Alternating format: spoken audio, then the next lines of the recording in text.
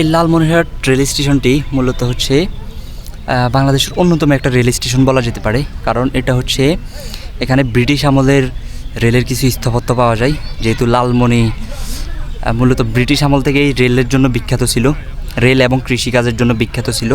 So British আমলের অনেক স্থাপত্য পাওয়া যায়। তারপর হচ্ছে এখানে আরও কিছু জিনিসপত্র পাওয়া যায়, সেটা হচ্ছে আপনার ব্রিটিশ আমলের বা পুরাতন আমলের কিছু রেল পাওয়া যায়, এগুলোর জন্য বিখ্যাত। তারপর হচ্ছে এটা ভারতের সাথে সংযুক্ত থাকার কারণে মূলত হচ্ছে দুই দেশের মধ্যে যেই বিজনেস বাণিজ্য ট্রানজিটগুলা কিংবা হচ্ছে যাতায়াতের যে ট্রানজিটগুলা সেগুলোর জন্য ব্যবহার করা হয়। এই কারণে হচ্ছে মূলত এই রেল লাইনটা অনেক গুরুত্বপূর্ণ। এবং রেল লাইনের একটা মজার জিনিস দেখাই, এই যে রেল লাইনে হচ্ছে আপনার দুই পাশ, মানে এই পাশ দিয়ে গাছ অ্যান্ড এই পাশ হচ্ছে প্ল্যাটফর্ম।